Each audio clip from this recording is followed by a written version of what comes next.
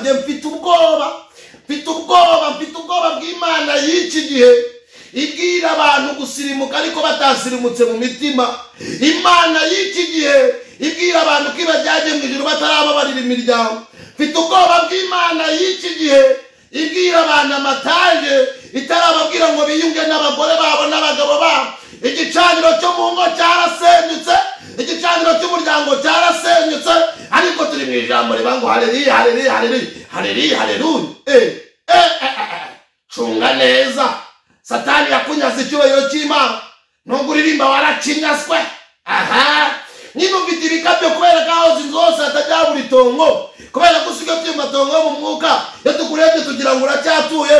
Ariko cunga neza mama, ongera ucunga uburyo uhetse umwana, kubera ko ingobyi niyo ufite, umwana yaragiye cye n'ikimenyimenyimenyi. Mugiye kubona kutagifite urukundo, menya yuko uwo mwuka yabonye kuyoborwa n'umubiri musa muti ayiwe dushaka uwo. Yesu mu mafaranga araryoha, mu bukene Yesu araryoha, mu bihe byiza araryoha, mu bihe bibi araryoha, bakuvuga araryoha, niyo bagukunze araryoha. Yesu aryoha waburaye, aryoha wanariye. Yesu aryoha ufite urugo, aryoha utaranashaka. Yesu aryoha umukobwa agize imyaka 40 atarashaka, Imana igitwa Imana. Yesu anaryoha yabonye umugabo, ariko simbizi. Yesu araryoha ibihe byose, araryoha fodra ibihe byose. Yesu araryoha. Sinzi ibintu bitumye abantu banamuka. Yo sinzi wavuze ngo hariho bamwe bazinjira mwijuriyo babonye ibyiza babikiwe, uzabayo nge nzobayo, bari ku misozi yerade banezeranywe n'umukiza, basize imibabaro yose. Satani yatunyaze icyubahiro cy'Imana, arangije adusiga igisuzuguriro. Kandi muri icyo gisuzuguriro abantu bazi ko bambayemo feva y'Imana. Twazisanga hakurya tukaza kuzihanisha, tukazisanga hanze tukazihanisha. Uyu munsi wa none zaduteye mu rusengero, zaje kugusha n'abahagaze, nta nubwo zemera karindaya. Biratanga. Satani yatunyaze icyubahiro cy'Imana, arangije adusiga igisuzuguro. Kandi muri icyo gisuzuguro abantu muzi ko twambayemo feva, icyubahiro cy'Imana. Yo hallo, ugikora n'umutima ukunze kandi utungana, nuko wirinde umenye yuko Uwiteka ari wewe yatoranije kugira ngo umwubakire inzu, aribwo buturo bwera. Aramubwira ngo shyiramo imbaraga ubikore, numushaka n'umwete uzamubona, ariko numureka azaguca iteka. Nuko wirinde rero umenye yuko Uwiteka ari wewe yatoranije kugira ngo umwubakire inzu. Abantu bibagiwe amateka n'imirimo y'Imana n'imbaraga z'Imana, niyo mpamvu ibyaha bigwiriye mu bantu. Nuko twirengagije iby'Imana, nuko abantu batakaje imaje yahashize habo. Iyo tubivuze ubu ibintu byarahindutse, hari ibindi bintu dusigaye twumva n'ayandi makuru. Reka ne kubyinjiramo. Nyuma y'imyaka 10 uragaruka gisanga ahantu inako n'abarokore b'iki basigaye bameze, baririmba ijuru batazata n'ikimenyimenyi. Iyo bavuye kuririmba barasambana, nako bimeze. Insengero z'iki gihe niko zimeze we, basigariye ku rurimi nka yahindi. Yo ngo atangira gutoza nk'abantu Imana igatari ko byagenze bite kuza amateka y'Imana, kuza icyo nyanguga muzi icyo nkunda. Aba bana bawe banyimuye before wadra, aba bana bawe basigaye bamenyera iby'Imana. Ubu abantu bose Imana muri gihe bayifashe ijambo, ariko mureke mbabwire gatoya, munyemere babwire akantu keza. Alo, iyi Imana isekura buhori kanoza cyane. Hari abantu Imana igibika mu iseseme, mujya banga Imana ngo nibika mu iseseme. Muzasome ibyashiriwe Yohana ibice 3, iramubwira ngo wita mene umugabo wo guhamya kandi ukurukiranuka. Inkomoko y'Imana yaravuze ngo kudashiwa n'ubu nakonja nzakuruka. Harya umuntu aruka yabanze kugira gute bagisibwe nani umubyisurizize aho ngaho ntago mari nabasuhuzaga, ariko muraho abapantekote.com haleluya bimuye Imana iby'Imana muri no minsi biragayitse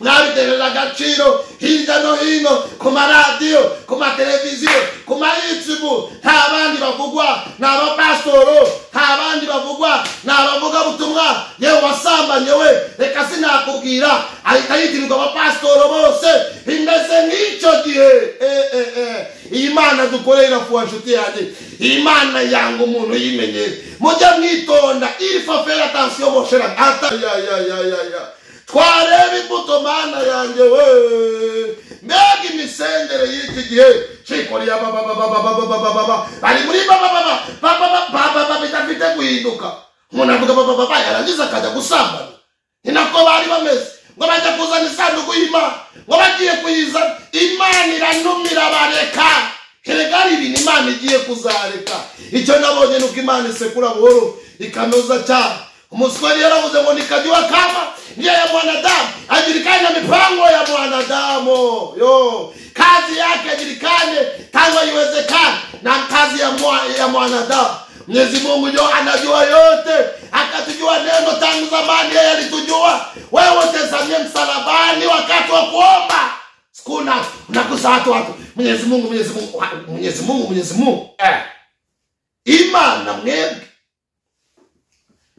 birangije rero kubera ko Imana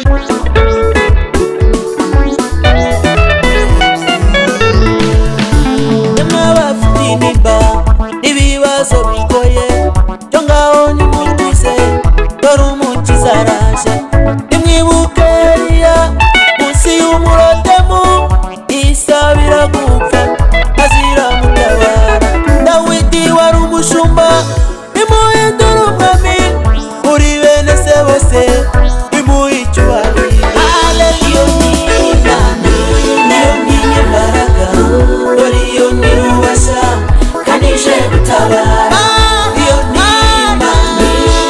n'imbaraga dore iyo nirubasha kandi ije gutabara.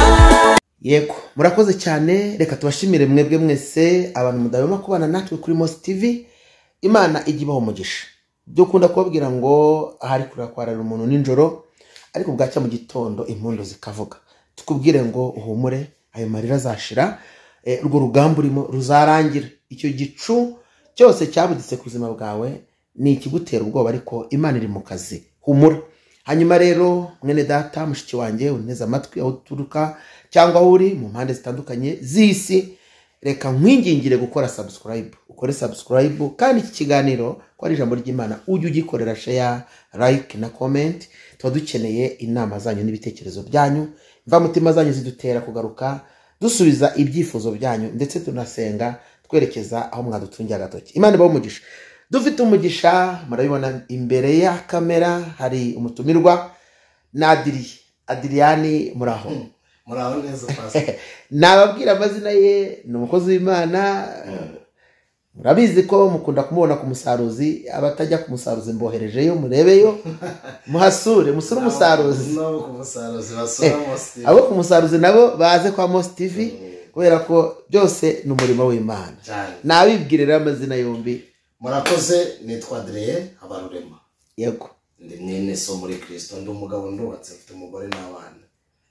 Mukozi w'Imana mukunda kumumpasa turamwakiriye mukozi w'Imana kubera ko ndi kumwe nawe nk'umushumba reka nayo mushyire mu biganza by'Imana hanyuma ubundi ugaburire abantu b'Imana igaburo Kristo yabateguriye anyuze muri wowe mwami Yesu Kristo reka tugushimire tuguhimbaze. Haleluya warakoze kuturinda turamahoro kuko nawe Kristo wabitwemereye turarinzwe kuko ari wowe turinda uhimbazwe Kristo. Uyu ni umwanya mwiza duciye bugufi twubashye izina ryawe ryera ningingiye umugaragu wawe ningingiye umukozi wawe muhumugisha kuko mwami agiye guhagarara umwanya mwiza wo kugaburira abazakurikira ijambo ryawe nonaha ningingiye mitima yose izaryumva izaruhuke izatabarwe izoroherwe izahumuka amaso izarebe kure izakorweho. Haleluya turasenze dutesheje agaciro ibitavuga Imana byose, ahubwo duhamagaye umwuka wera w'Imana kugira ngo aganze kandi ayobore. Icyubahiro reka kibe cyawe muri byose, duce bugufi mu izina rya Yesu, amen. Karibu umukozi w'Imana. Murakoze cyane. Iyo tumaze gusenga cyangwa iyo maze kudusengera biba bigenda neza. Reka dusome ijambo ry'Imana. Dusoma mu gitabo cya mbere cya Samweli, igitabo cya mbere cya Samweli ibice 4. Durasoma duhere ku murongo wa 19, ubundi dukomeze no hepfo tugeze kuri 22. Igitabo cya mbere cya Samweli ibice 29, ibice 4 sori murongo wa 19 tugeze ku murongo wa 22.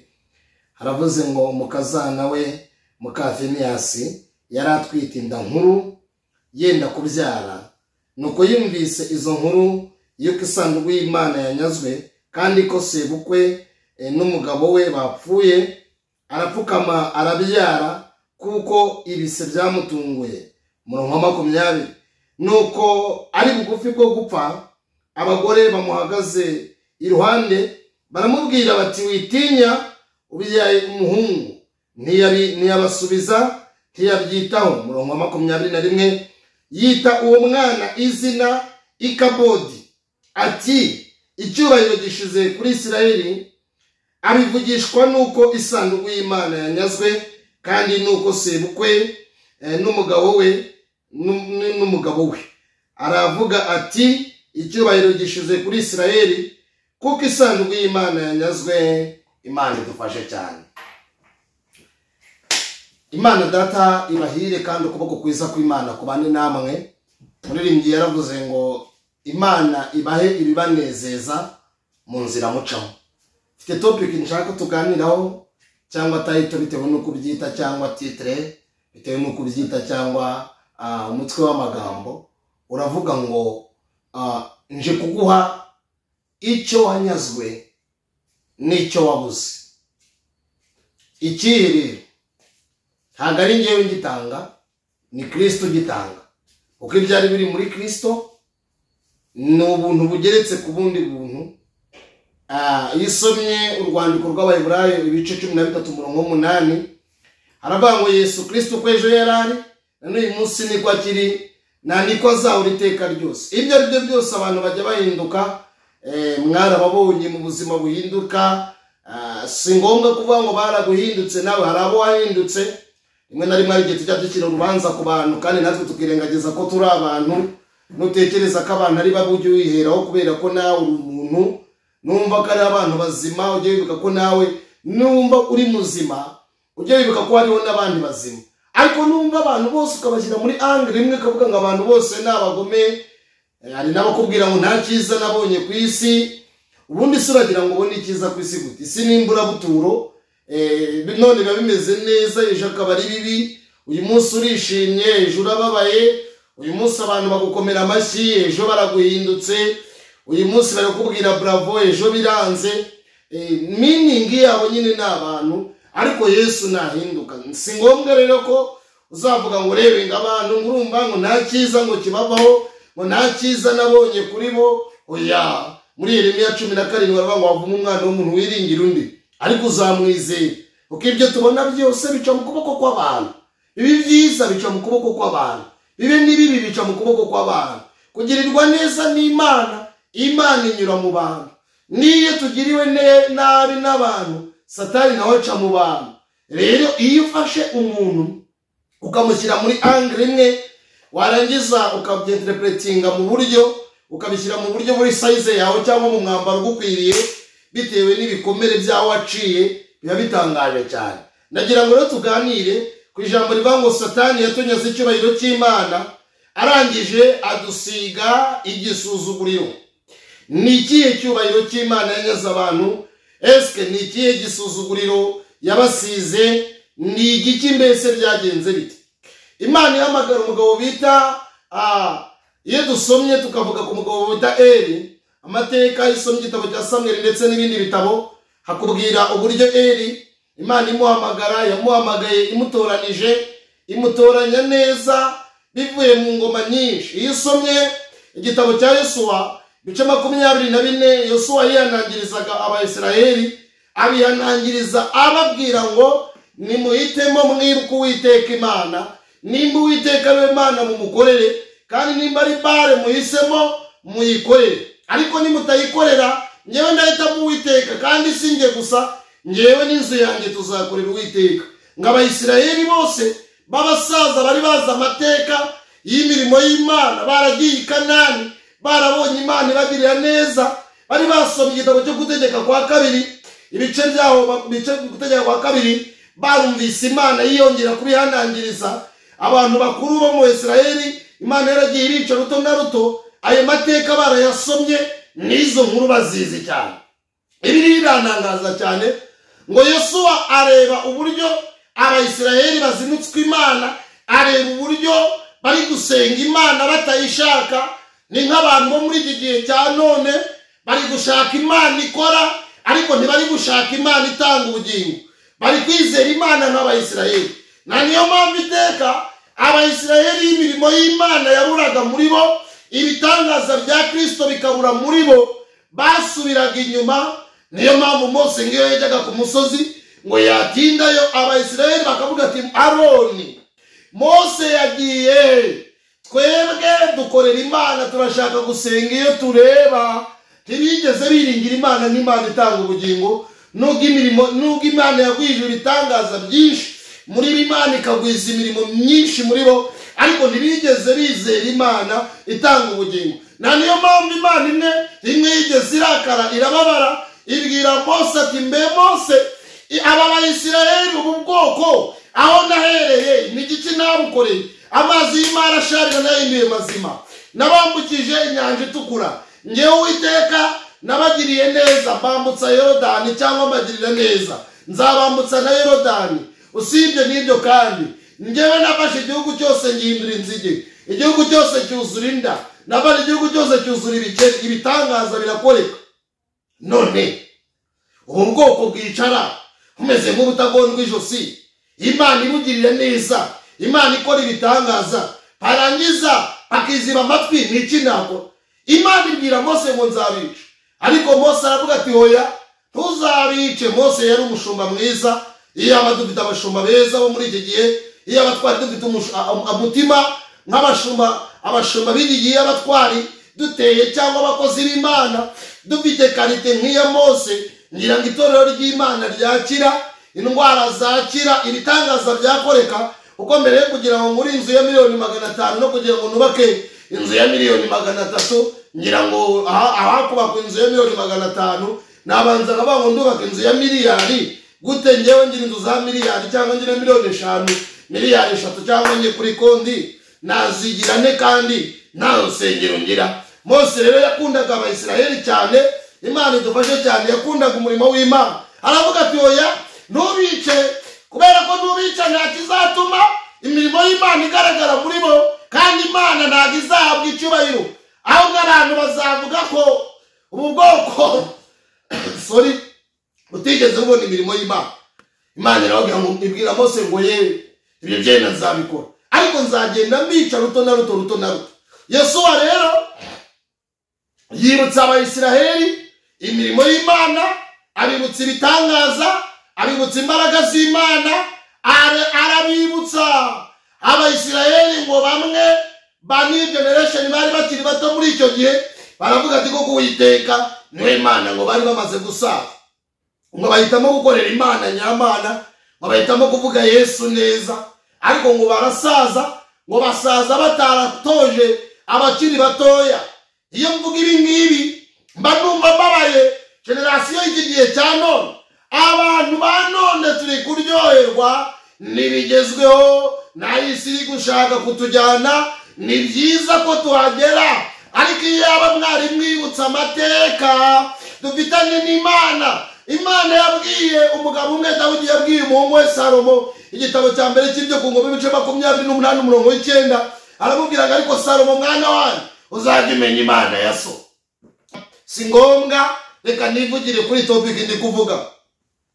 Yesu atoza abantu, abwira abantu, ngarika abantu ngo barikanga ngo ntabwo bigeze babwira abakobwa babo n'abahungu babo imirimo y'Imana n'amateka y'Imana, ababwire ko igihugu kirimo ari ukubera Imana.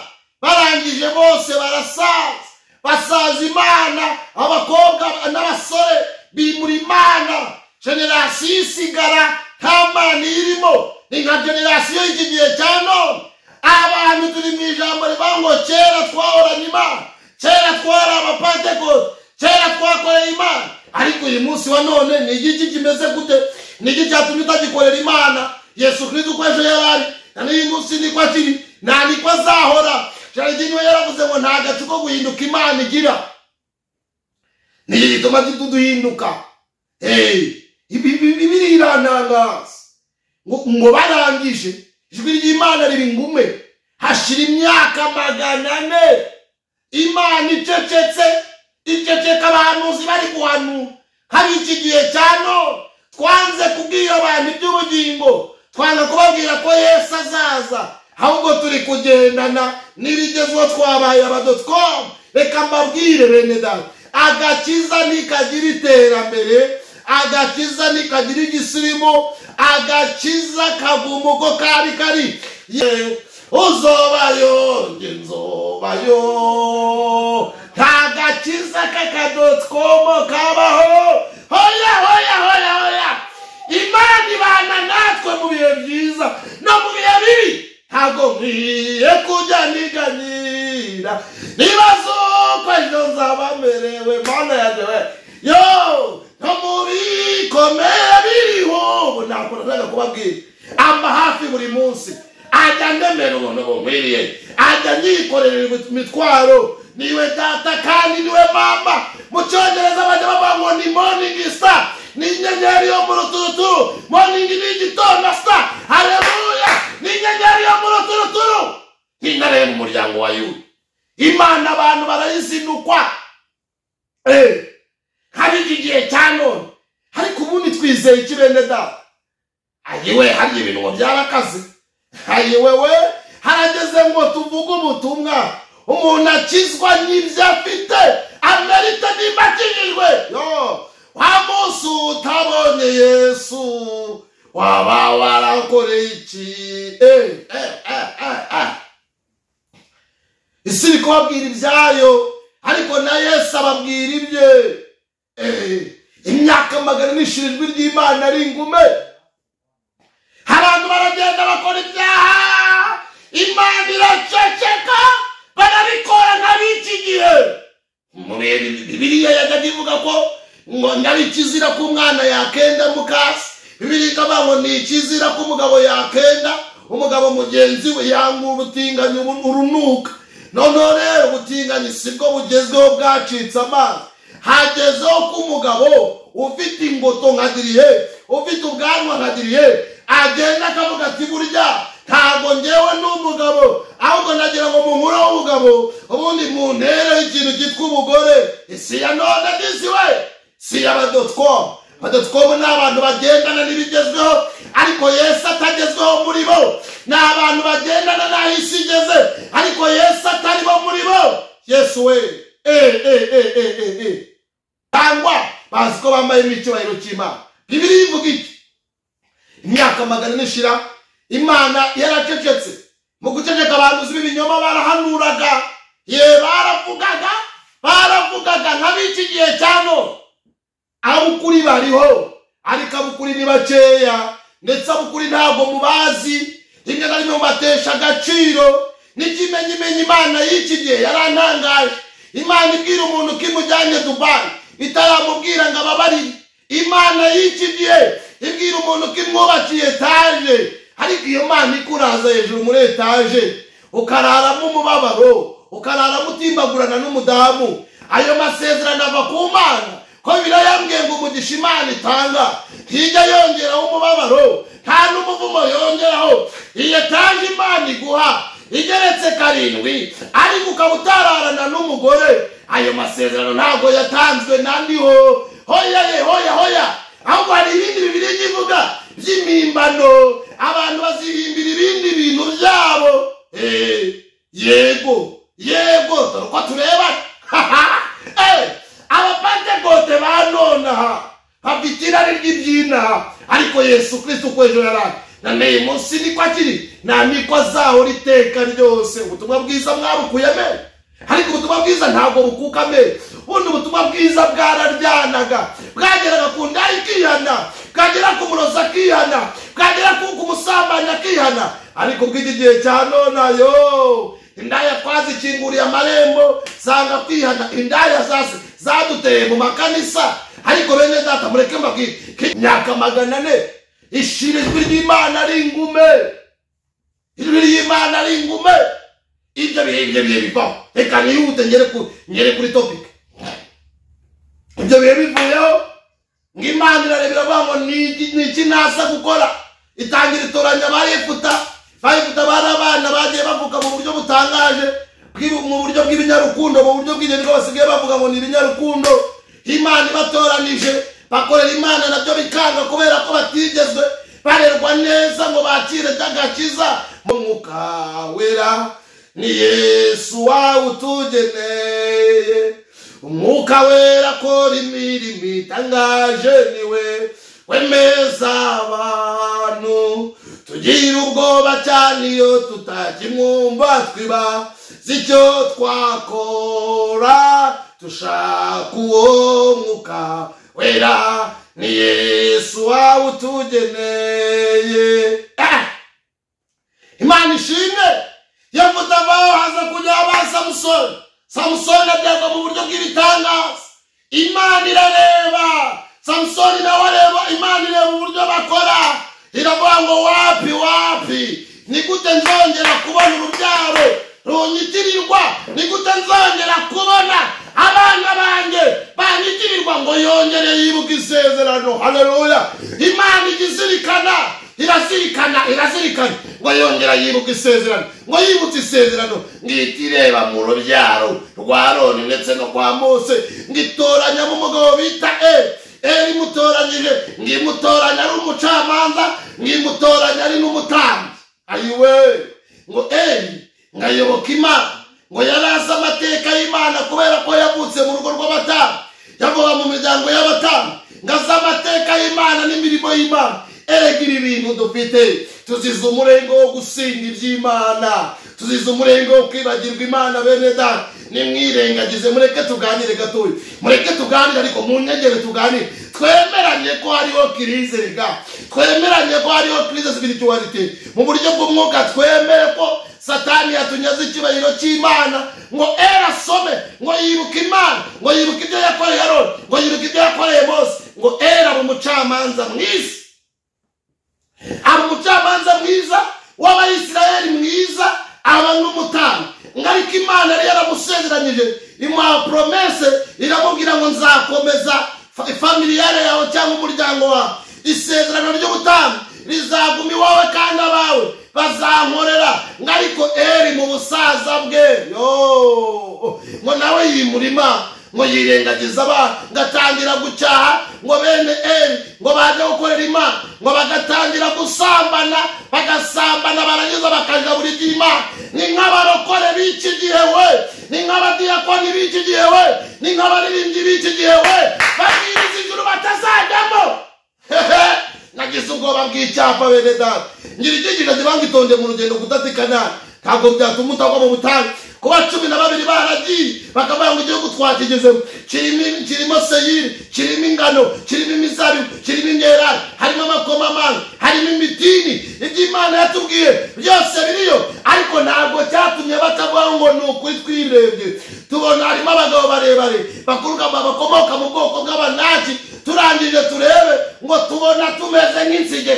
Mwitonde mu rugendo, gutatikana ntibyatuma utagwa mu butayu. Kugira titiri ikomeye ntibyatuma utarimbuka. Biragusaba kugira ngo ugendere muri cya cyane ngo amategeko n'amabwiriza birakurikizwa. Erega muzitondera icyapa kirakubwira ngo kuvanga kugira ngo hasigaye metero kari 2000, hasigaye kilometero ibingibi kikakuyobora. Ariko cyo ntabwo attention, mwitonde mwirinde uko mugenda. Cyo tuvuze ngo niterabwoba, cyo ducyashye ngo niterabwoba, twahugura ngo niterabwoba. Harigira iterabwoba ubundi gatoya mbabaze gato, ubundi ijambo ry'Imana gateye ubwoba ni ijazagutera ubwoba. iyi si turimo irimo abasambanyi n'abarozi n'abicanyi niyo yagutera ubwoba udahindirijwe mu gitsina ijambo ry'Imana niyo yagutera ubwoba ni se biblike ni bibiliya ni kuvuga mwitonde gatoya ubuhanuzi mwabukuye amenyo ngo nta buhanuzi bukiriho ng'Imana wapi mureke gatoya mbabwire bene data we Eliya yari afite abahanuzi Ahabu yari afite 450 baba afite na 400 bashera ariko Eliya yari ari umuntu umwe wenyine Imana irimo hakeneye umuntu uhagarara mu cyo akarwanira Imana isaka igihita Imana nubwo ari byinshi Imana iracyafite uruvugiro mwitonde bene Eli babanga Imana abantu b'iki gihe cya none bayivanga ari abatanu ari Imana iteganya kuzasigira umurimo ibintu byose baramiragura iby'isi yakiriye baramiragura muzabirebe muri Amerika basigaye bakingira abashakanye ngo bahuje ibitsina muzabirebe baramiragura ijambo ry'Imana bararimiragura agakiza bagakura amenyo Imana irabareka ibwira Eli iramubwira ngo Eli we wacyashya abana byagenze bite naho nageze mu gice cya 19 ku murongo wa 19 mu gice cya 4 ng'Imana ng'igihe kimwe ngo baza kujya kurwana ngo bagiye kurwana ngo bajya ku rugamba ngo bagezeho barabakubita nimutuba Imana izabakubita nuko mutinya kubivuga reka ngiye mbivuge nitwa Adriane Habarurema nimutagerageza ngo mushakire Yesu icyubahiro muzakubitwa buri wese kandi Imana yambwiye ko izaza ku muntu ku giti cye tutandukanye na bya bindi bavuga ngo igiti ngo kirabwenga intambara ziraba sizo ndi kuvuga ariko umwongera avuga ngo if we don't change the change ni wanga guhinduka wowe ukanga impinduka umwongera aravuga ngo time will tell igihe kizabisobanura kubwano Imana aravuga ngo ntabwo umwuka w'Imana azahora ruhanya n'abantu iteka hoya mvuko Imana yabasubije bati Nowa yabivuze ukuri mubigira imikino agakumvira intumwa n'iryo teka nguciriwe none natwe dufite iyo nkuje baba n'agakiza twahawe na Yesu niba ushaka amahoro ngwino witire agakiza ureke kurimbuka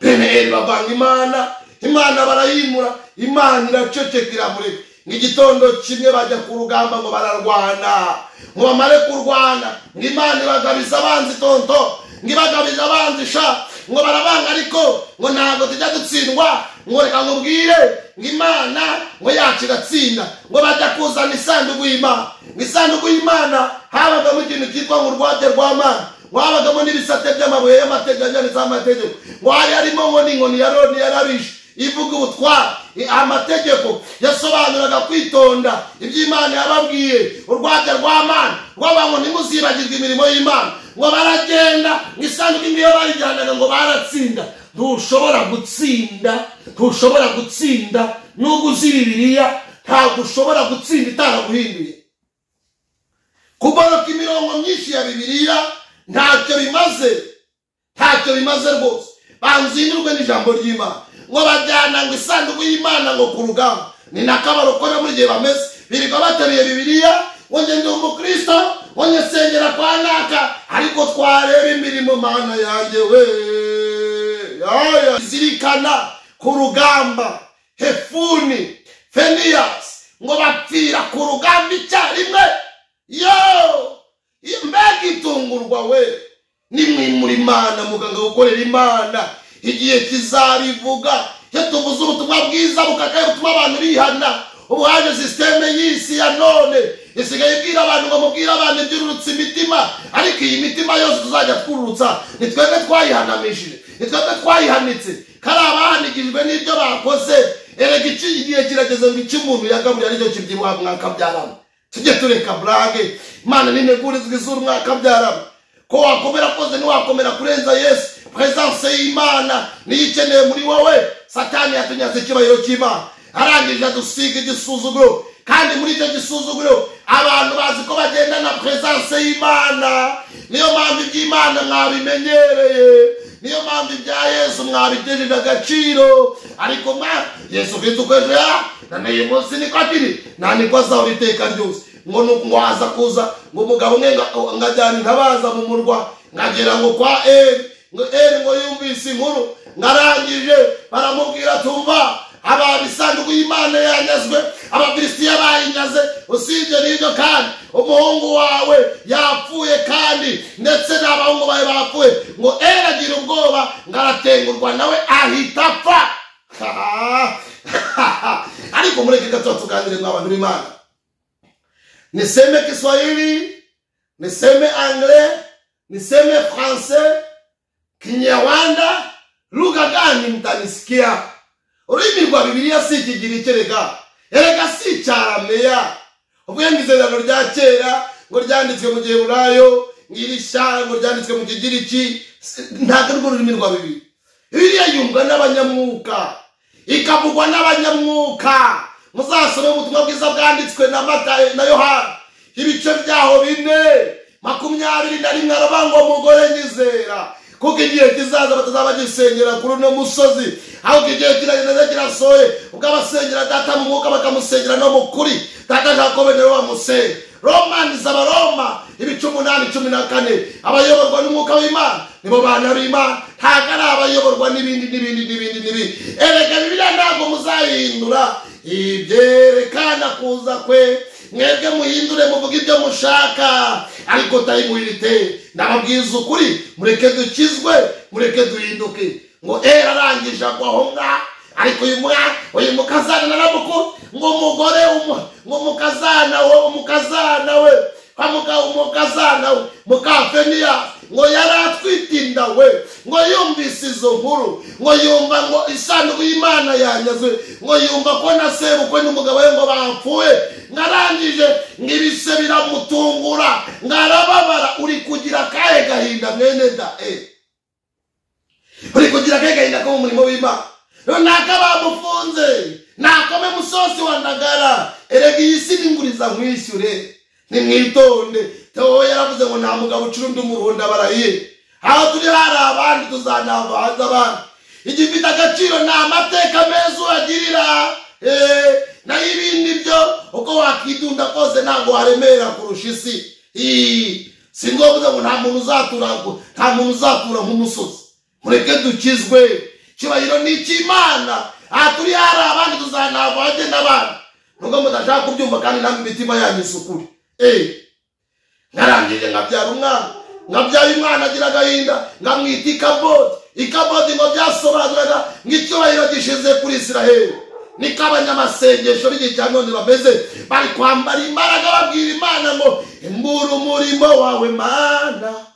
nubwo iyi si dukurura cyane Baba before you rest for the gangs afodra abajyaga baririra itorero Satani yamaze kubagusha baraguye erega baraguye ariko nubwo baguye nasomye ijambo rambwira ngo kubwa Yohana umubatiza ubwami bw'Imana buratwaranirwa intwarane zibugisha imbaraga haracyari abandi bakozi barimo igihe gisarura gishize abakozi bose bazataha kandi umwami wabazabakira hababwira ati bakoze neza hari ingororano z'abakozi we bakozi b'Imana nimureke tuyikorere tuyihamye Imana ifite ibihembo by'abayinambye Imana ifite ingororano hari ingororano z'abakozi b'Imana ugazaza azaduhemba ingororano zarihanganye n'ukuri zirahari ngo yita umwana ikabodi hadi icyubahiro gishize kuri Isiraheli ngarivugishwa no kubona isanduku y'Imana yanyazwe disi we ntiyababazwa na sebukwe ntiyababazwa n'umugabo we haravuga ngo hoya umurimo w'Imana uri kwangirika abayumbe dufite muri igihe cya none buri wese yabaye nyamwigenda rukundo rwarakamye abantu basigaye babaho nta Mana igihari ndabyemera ikirere kitoroshye ariko ndababwira ko Imana ifite abakozi baba mwibanga ndababwira ko Imana ifite abakozi Imana ifite abakozi ntabwo yaryama ntiyawunikira ntiyasinzira. Imana iracyadufite, Imana iracyafite abanyamumaro, Imana iracyafite ba Mukaveniyasi bakirira umurimo w'Imana. Nubwo icyubahiro Satani yacinyaza abantu b'Imana, kandi koko cyaranyazwe pe, cyaranyazwe basigira igisuzuguriro, yabanyaza ubuhamya basigira ibisa n'ubuhamya, yabanyaza ubutumwa basigira ibisa n'ubutumwa, yabanyaza ubuhanuzi basigira ibisa n'ubuhanuzi. Niyo mpamvu dusigaye duhanura iby'amarangamutima, kubera isi tugezemo ngo ntabwo dukeneye kubwira abantu ibyaha. Isi ya none ngo ibyaha wibikora funga kinywa, nyamanza afunga mudomo, uyikora ku byaha. Ariko mureke gatoya mbabwire, Imana yabwiye Eliya, yabwiye Israeli, iki gihugu cya Israeli ntabwo ari ngewe ngiteje umuruho, ni ibyaha by'abantu harimo kwimura Imana kwa none. Reka ndekeraho da. Satani yatunyaze icyubahiro cy'Imana, arangije twambika igisuzuguriro. Nagira ngo dusengane Imana twihane. Wowe uko wiyizi niko kimeze, uko wabanaga na Yesu niko mukibana. Se Bibiliya bamwe mwibwe muko mwari mumeze mugiye amagarwa mbere ko wuzura umwuka we, niko kiwuzura mwene uracyabana na Yesu nka mbere. Ayira kudasigariye kundi migusaga kiza kagiye, ayira kudasigariye ngo kera nguranzisha ngo nasengeraga abantu. Abantu byarabayobeye baragenda bajya guhaha muri Nigeria, abandi bajya muri Ghana kubera kunyagwa kuko basigaye batuye mu matongo yo mu mwuka. Mana y'ikubahwa, Imana y'imbaraga, Imana y'ubushobozi bwinshi, Imana ikora ibikomeye. Sura iteraniro abandi baguyimwe mu bagakiza, imbaraga z'Imana zisenya ibicaniro byose byo mwijima. Twambika imbaraga yembura umurimo wawe mu izina rya Yesu Kristo, amen. Imana dati bayibyiza ko kwiza kw'Imana kubane namwe mu izina rya Yesu, amen. Kozi Imana bumugisha, watwemerera ukaduha nimero ya telefone kugira ngo abakeneye nibazashaka bazazi kubaza. Murakoze, murakoze, mwagize neza.